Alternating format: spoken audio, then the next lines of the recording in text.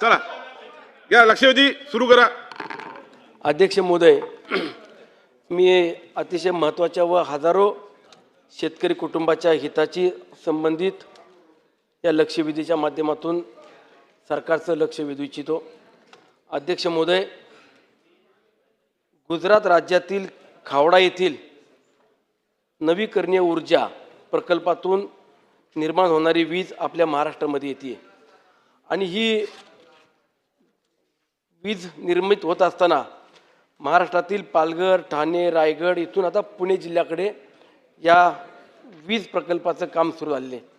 आणि अध्यक्ष महोदय, साधारणतः 2024ला या कामाला मंजुरी मिळाली आणि त्यानंतरनं हे काम ज्यावेळेला प्रत्यक्षात सुरू करण्याचा निर्णय झाला तर काही भागात विशेष करून माझ्या मावळ तालुक्यातील जवळपास 42 गावं, सन्मान्य सदस्य मुळशी, राजगड, भोर या भागातले सन्मान्य सदस्य यांच्या भागातील जवळपास 23 ते 27 गावं आणि त्यानंतरनं मग बाकीच्या परिसरातून मग तो पुरंदर असेल, बारामती असेल आणि हा पुणे जिल्ह्याला संपूर्ण या उच्च दाब विद्युत वाहिनीचा काम सुरू असताना इथल्या स्थानिक शेतकऱ्यांनी, भूमालकांनी, जमीन मालकांनी पहिल्यांदा विरोध केला की हा प्रकल्प आमच्या जमिनीतून व्हायला नको आहे आणि त्यानंतरनं कायदेशीर प्रक्रिया पूर्ण करून शेतकऱ्यांना मोबदला दिला जाईल अशा पद्धतीनं देखील सांगितलं.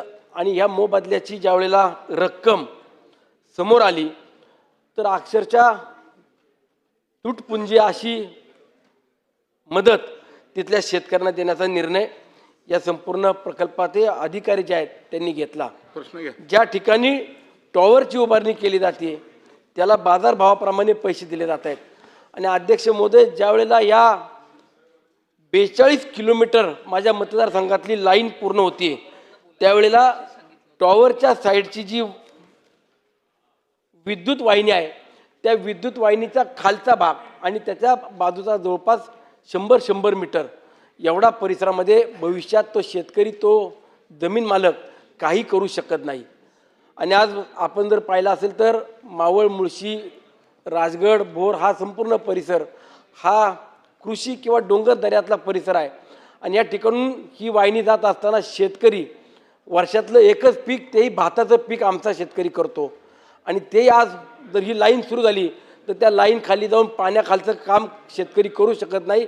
याचा अर्थ ही पूर्णपणे जमीन आता नापीक होणार आहे. आणि ह्या शेतकऱ्याला मोबदला देत असताना आपण कुठल्याही प्रकल्पाला जमीन भूसंपादन करत असताना त्याचा मोबदला 4 पट किंवा 5 पट एवढ्या प्रमाणामध्ये देत असतो.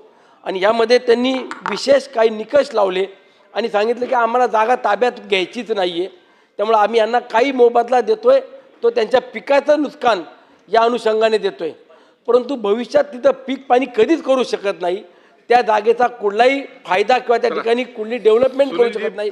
मग अशा हजारो हेक्टर जमिनी शेतकऱ्याच्या नापीक होणार आहेत, भविष्यात तिथं शेतकरी काहीच करू शकत नाही. तर ह्या शेतकऱ्यांच्या मोबदल्याच्या बाबत ज्यावेळेला लोकशाही मार्गानं मागणी करतायत किंवा काम थांबवायला जातात तर त्यावेळेला पोलीस येतात, नोटिसा देतात, पोलीस स्टेशनला पोलीस शेतकऱ्यांना घेऊन जातात. आणि अशा पद्धतीने जर आपण एखादा प्रकल्प करत असेल, प्रकल्पाला विरोध कोणाचा नाही आहे, पण त्या प्रकल्पामध्ये शेतकऱ्यांना समंजसपणाने घेऊन तडजोड करून हा प्रकल्प व्हायला पाहिजे. तशा पद्धतीने पुढे होत नाही. काही ठराविक माझा स्पेसिफिक मान्य मंत्री महोदयांना या ठिकाणी प्रश्न आहे की ही संपूर्ण जागा जी आज प्रकल्पामध्ये बाधित होतीये या शेतकऱ्यांच्या मोबदल्याच्या बाबतीत आपण पुन्हा विचार करणार का? बाजारभावाप्रमाणे शेतकऱ्यांना त्याचा मोबदला देणार का? आणि जर ही जमीन शेतकऱ्याच्या कामाची असेल तर ती काय म्हणून त्या ठिकाणी ते काम करू शकतात किंवा तिचा वापर काय करतील याचं मला उत्तर मिळावं. सन्मान्य मंत्री महोदय. अध्यक्ष महोदय, सन्माननीय सदस्यांनी जी लक्षवेधी या ठिकाणी मांडलेली आहे, ही जी ट्रान्समिशन लाईन जी खावडा येथून निघून पालघर, ठाणे, रायगड आणि पुणे ह्या जिल्ह्यातून ही जात आहे आणि सन्माननीय सदस्यांच्या मतदारसंघातील 42 गावांमधून ही ट्रान्समिशन लाईन जात आहे.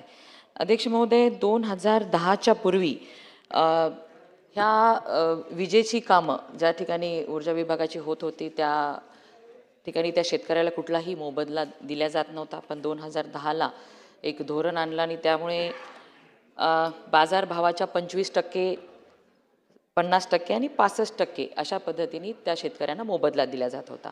नंतर ह्या धोरणामध्ये सुधारणा करण्यात आली आणि 2017मध्ये रेडी रेकनर रेट जो असतो त्याच्या दुप्पट भाव हा शेतकऱ्यांना त्यांच्या जिथे टॉवर उभे राहतात तिथे आणि ज्या ठिकाणून ती ट्रान्समिशन लाईन जाते त्या जमिनीला 15% रेट जेवढा क्षेत्र त्या शेतकऱ्याचं जात असेल तेवढ्यावरती देण्याचा निर्णय झाला. आणि ह्याच्यात आणखीन सुधारणा होऊन 2022मध्ये जो मनोरा उभा केलेला असतो त्या ठिकाणच्या जागेला आपण बाजारभाव किंवा रेडी रेकनर रेट किंवा मागच्या 3 वर्षामध्ये त्या गावामध्ये ज्या दराने जमीन खरेदी विक्री झाली त्यातला जो उच्चतम दर असेल 3 वर्षातला ॲव्हरेज काढून त्या दरानुसार त्या शेतकऱ्याला मोबदला दिला जातो.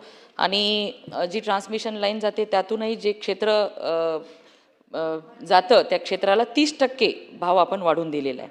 आणि या ठिकाणी भूसंपादन केल्या जात नाही, त्या शेतीचा किंवा त्या एरियाची मालकी हे त्या शेतकऱ्याचीच राहते अध्यक्ष महोदय. आणि या ट्रान्समिशन लाईनच्या खाली आपण शेतकरी शेती करू शकतो. आणि हे सगळे भाव ठरवण्याचा पूर्ण अधिकार हे जिल्हाधिकाऱ्यांना दिलेले आहेत. त्यांच्या अध्यक्षतेखाली कमिटी नेमण्यात येते आणि त्या गावामध्ये जो रेट चालू आहे त्याच्या दुपटीने रेट दिला जातो अध्यक्ष महोदय. त्यामुळे शेतकऱ्यांना कुठलीही ह्याच्यातून नुकसान शेतकऱ्यांचं होत नाही अध्यक्ष महोदय. बोला. नाही आता महोदय, लक्षवेधी झाल्या. सन्माननीय मंत्री महोदयांनी जे स्पेसिफिक यामध्ये उत्तर दिलं लक्षवेधी झाल्या सर्व. यामध्ये आपण जिल्हाधिकाऱ्याला किंवा जिल्हाधिकाऱ्यांना आपण बाजारभाव काय द्यायचा किंवा त्याचं मूल्यांकन काय करायचं हा अधिकार दिला आहे. त्यामध्ये आमच्या शेतकऱ्यांनी देखील हरकती घेतल्यात परंतु त्यावरती अद्याप निर्णय झालेला नाही. मग हा निर्णय आपण किती दिवसात करणार आणि जोपर्यंत निर्णय होत नाही. आता तुम्ही सांगितलं की टॉवर लाईनच्या खाली शेती करू शकतात पण तिथं उद्या बांधकाम करू शकत नाही आणि तिथं रेडी रेकनरचा तुम्ही दर लावला. आज पुणे जिल्ह्यात जमिनीचे भाव काय आहेत हे मला वाटतं 90% सभागृहातल्या देखील मंडळींना माहिती असेल. आज 25 लाख रुपयापासून तर 25-2.5 कोटी रुपयापर्यंत सुद्धा दर आहेत जमिनीचे. आणि 1.5 लाख, 70,000, 25,000 असे भाव जर शेतकऱ्यांची थट्टा करत असेल आणि त्यांना जर त्याचा मोबदला देत असेल तर अध्यक्ष महोदय योग्य नाही. म्हणून माझी विनंती आहे आपण दर निश्चित करत असताना फक्त जिल्हाधिकाऱ्यांनी रेडी रेकनर आणि बाजारभाव ह्या दोघांचा समन्वय करून आम्हाला किमान 4 ते 5% बाजारभाव का देत नाही. आणि ती जागा तुम्हाला पाहिजे तुम्ही घ्या प्रकल्पाला, कारण त्या प्रकल्पाची खालची जागा कामाचीच नाही आहे. 4 ते 5 पट हा दर आम्हाला मिळावा अशी माझी मागणी आहे. पण कारण ती जागाच मुळात शेतकऱ्याच्या कामाचीच नाही, तिथं घर बांधू शकत नाही, तिथं कुठलाही उद्या प्रकल्प करायचा साधी कोंबड्याची पोल्ट्री करायची असेल तर पोल्ट्री करू शकत नाही. मग अशा परिस्थितीत त्या जागेचं नक्की शेतकऱ्यांना करायचं काय.